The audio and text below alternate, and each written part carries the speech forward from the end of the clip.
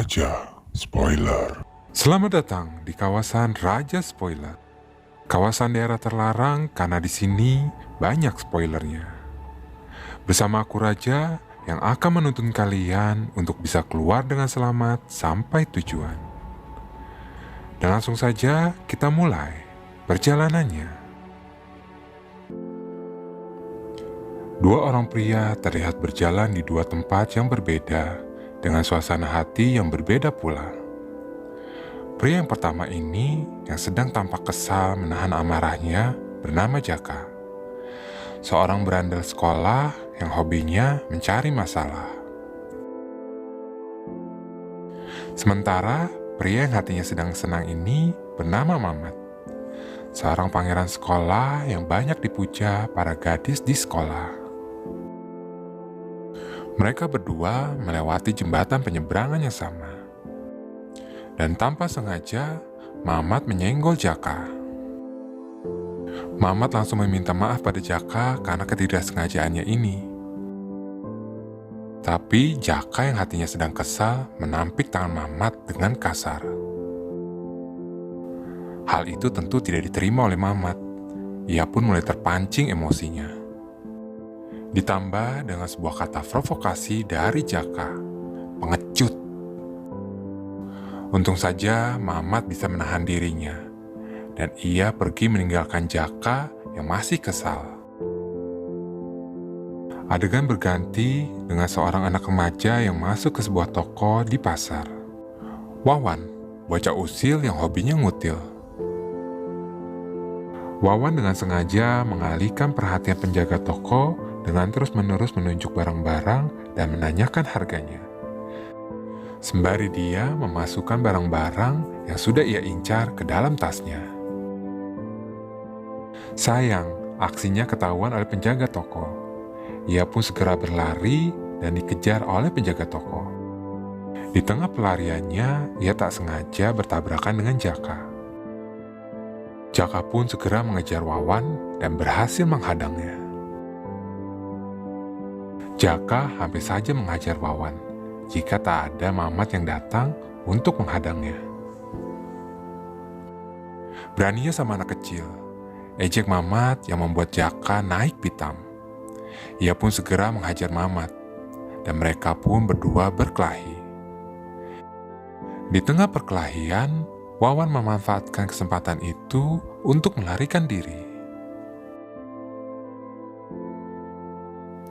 Di rumah, Wawan yang tangannya lebam sedang diobati oleh kakaknya. Ini Mai, kakaknya Wawan, gadis korban bully yang awalnya ceria menjadi tak percaya diri. Dia pun diinterogasi oleh ayahnya, kenapa tangannya sampai bisa seperti itu.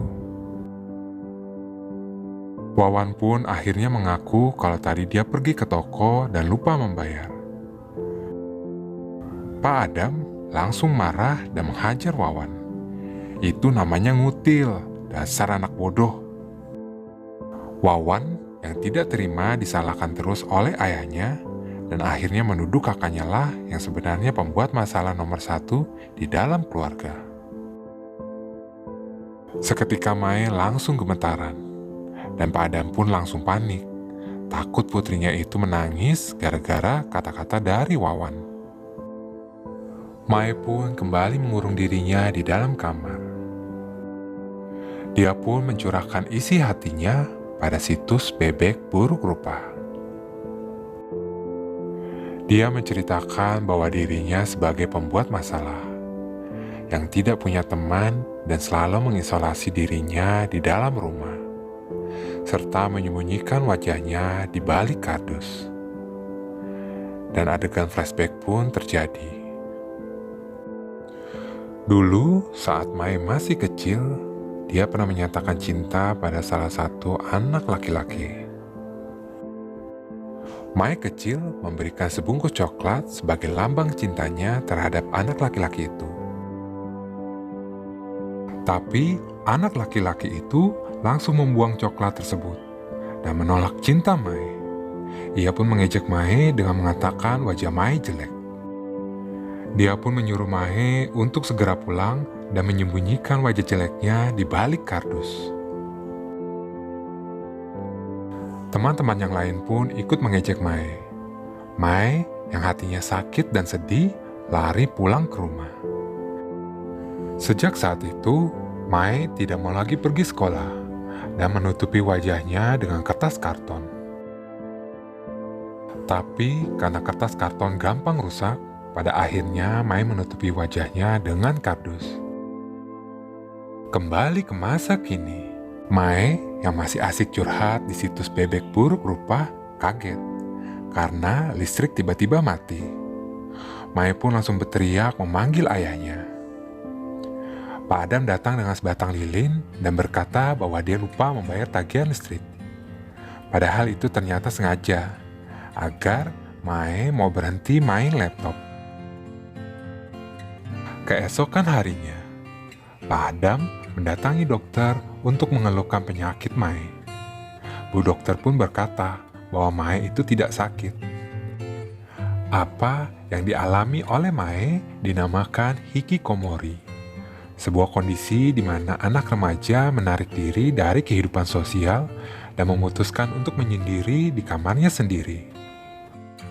Pak Adam pun frustasi, harus bagaimana untuk bisa menangani Mae. Segala cara sudah dicoba, dari mendatangkan guru untuk homeschooling hingga memutuskan sambungan listrik dan internet. Bu dokter pun bercerita bahwa orang-orang di Jepang menggunakan cara untuk memutuskan sambungan internet agar memaksa anak-anak penyendiri ini untuk keluar.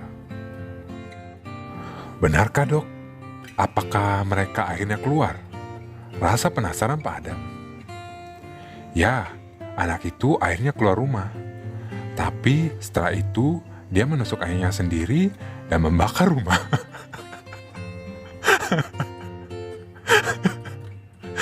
Aduh. Bu dokter meyakinkan Pak Adam kalau kondisi Mae itu tidak parah, mengingat Mae masih mau bicara pada keluarganya. Tapi Bu dokter menyarankan agar Pak Adam segera mendorong Mae untuk bisa keluar dan bersosialisasi. Pada malam harinya, Pak Adam memberitahu Mae sebuah berita penting, bahwa dia sudah memutuskan kalau besok Mae harus kembali ke sekolah. Pak Adam sudah mendaftarkan Mae di sekolah yang sama dengan Wawan. Mae pun protes keras, bahkan sampai menangis dan memohon agar tidak kembali ke sekolah. Sebenarnya Pak Adam tidak tega, tetapi demi kebaikan Mae, dia pun tidak mau berkompromi lagi. Wawan pun sampai kagum melihat keteguhan ayahnya, yang baru kali ini ia tidak menyerah pada sikap Mae. Tapi bagaimana dengan kardus di kepala Mae? Kalau kau tidak mau melepaskannya, maka pakai saja kardus itu ke sekolah, ujar Pak Adam. Mae menangis di kamarnya. Aku benci ayah. Wawan datang dengan sebuah kardus lain yang bentuknya lebih bagus dan beberapa barang lain. Mae pun akhirnya melepaskan kardus di kepalanya sambil terus nangis dan menggerutu karena dia tidak mau pergi ke sekolah. Wawan pun meyakinkan Mae bahwa pergi ke sekolah untuk bersenang-senang. Kalau Mae tidak senang, maka Mae bisa pulang. Wawan lalu membantu membuatkan kardus baru untuk kepala Mae yang dihiasi dengan kertas warna-warni. Keesokan harinya, Pak Adam mengantarkan Mae ke sekolah. Mae benar-benar gugup sampai-sampai dia sesak napas.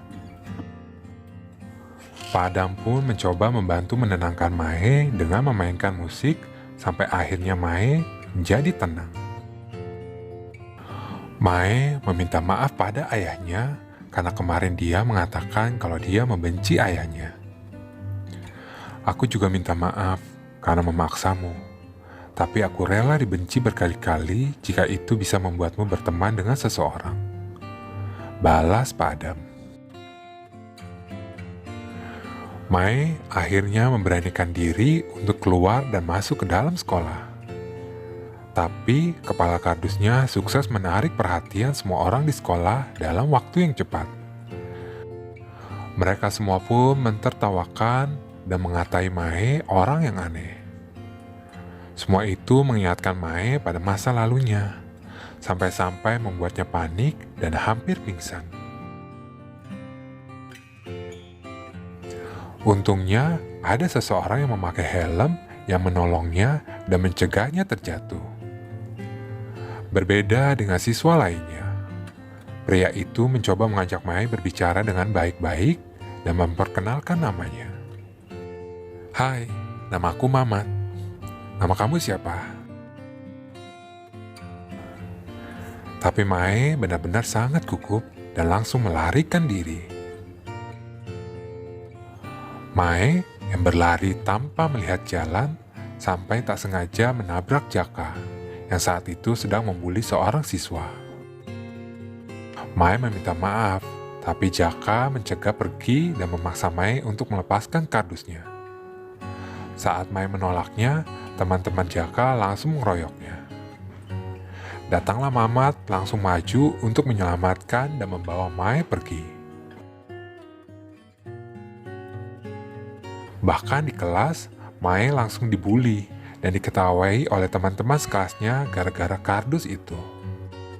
Saat di kantin waktu makan siang, Mae duduk sendiri dan datang beberapa siswa yang memaksanya melepaskan kardusnya. Mae pun langsung berontak dan melarikan diri. Mae menjadi stres, apalagi perutnya masih lapar. Tiba-tiba datang Mamat yang masih memakai helm.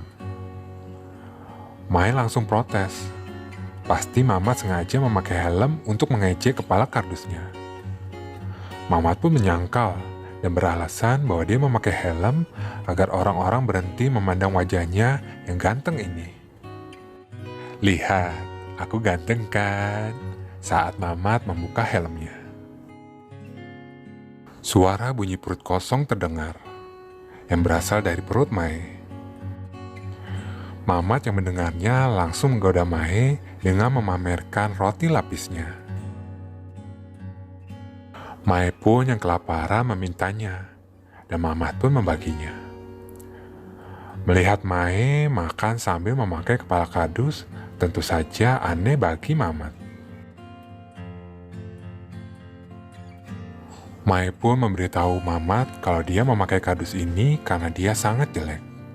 Bahkan selama 3 tahun, dia selalu mengurung diri di rumah. Tetapi ayah memaksa untuk Mae bisa kembali ke sekolah dan berteman dengan seseorang.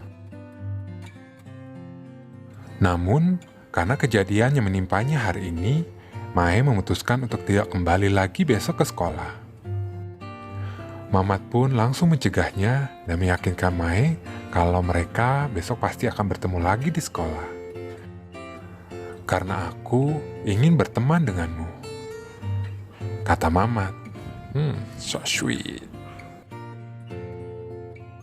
Saat sekolah selesai, Mae terus menghubungi adiknya yang dari tadi tidak kelihatan batang hidungnya.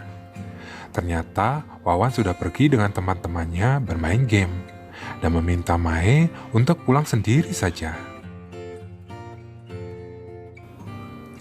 Mae kesal, tapi akhirnya dia terpaksa berjalan pulang sendiri.